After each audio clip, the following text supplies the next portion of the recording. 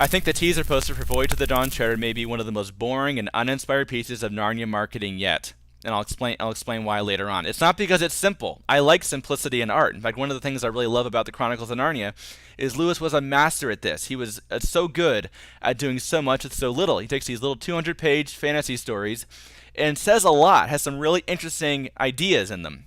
He says a lot with a little. This is the Dawn Treader teaser poster is saying nothing with a little. And so it's just totally boring and uninteresting. Now, what do we mean by uninspired is what I want to talk about here. Let's take a look at the Prince Caspian teaser poster and compare it to that. By the way, today's May 16th when I'm recording this. So exactly 2 years ago, Prince Caspian came out. But anyway, moving on. With the Prince Caspian teaser poster, you got the idea, there's more going on here than just informing you that the movie is coming out. This is why I was proud to hang this poster on my wall.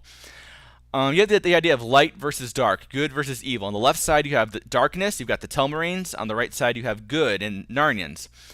One of the things that caused the most discussion was how Caspian was depicted. Some people we couldn't quite agree on if he was supposed to be depicted as being good or being bad.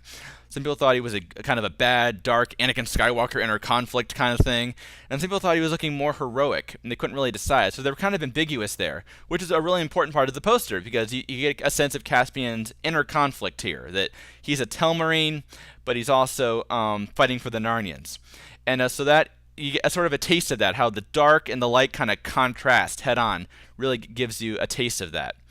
And also the tagline at the top, a new age has begun. You get a sense that darkness is kind of taken over. Darkness is probably the new age that's being referred to. You can infer by looking at the imagery. And also the source of light is good. The Pevensies, the old days, are potentially shining light into this darkness that Narnia has become. So even though just a poster, it does inform you, yeah, there's an Narnia movie coming out, but it tells you something about the film. There's a lot more going on here. And so I really like this teaser poster, even though it's kind of flashy and over photoshopped. But I kind of like the idea of it. But obviously, one of the main praises people have given the Dawn Treader poster, people that like it, is it's just so simple and Aslan centered and blah blah. And it's nice that it's simple, but what good is that if it doesn't tell you anything? So as two examples, I'm going to take a look at two films that have very simple posters, but really say a lot with a little, which is what art does best. First one here I'm going to take a look at is another adaptation of a very famous children's book, Where the Wild Things Are, which came out last October. And here you see, it was this poster that made me think maybe this isn't just going to be a G-rated fart joke fest for little kids. I saw this and thought, wow, this looks like it might be a lot more interesting. It's not the conventional kiddie poster where you typically would have like all the creatures, cute little creatures hugging each other and smiling at the camera or something. But here you've got a big fat tree right smack in front of the wild thing. You've also got this weird kind of lens flare going in where it doesn't look like it was meticulously planned. It looks like they had about 5 seconds to shoot this. But it wasn't, I'm sure. That's another cool thing you can do with art. You make it look like it was spontaneous, but actually it's been meticulously planned. But there's something about this that really does give you a flavor for what the movie's going to be like. That childlike innocence that is such an important idea in the book. A child's logic is such an important, it's kind of what drives the story.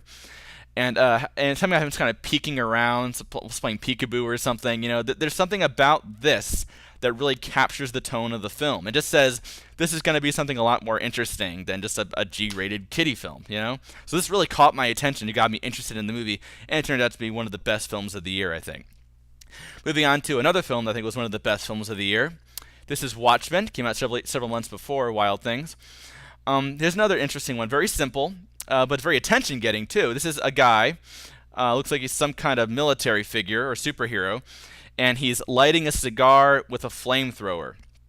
It's something completely over the top and reckless that he's doing.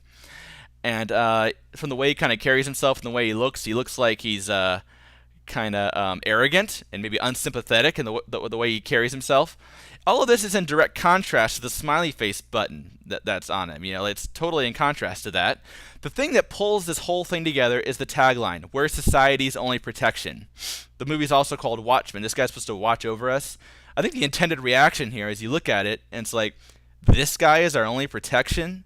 Not cool. Like look at how he's abusing he's using a flamethrower to light his cigar. I don't think this is the guy I want protecting us. So in this poster, you really get a sense of a really important theme of the movie, which is corruption and abuse of power. Absolute power corrupts absolutely. Who watches the Watchmen? Who's going to keep them for a different video? So again, there's two examples of very simple posters, not a lot going on as far as what's in them, but a lot going on underneath it all. You really, just by, in a second, there's a reason they say a picture's worth 1,000 words. Because you can just look at a picture and you can get so much communicated in an instant. And much more powerfully, if you do a lot with a little, it's actually more powerful that way. Because in an instant, you learned a lot about the movie. You didn't necessarily know it. You really got a flavor for what it was going to be like, or an important theme, or whatever. So what's going on in the Dawn Treader teaser poster? Here's what's going on. It's telling us that Reepicheep is going to be in this movie, and apparently Aslan's going to be in this movie.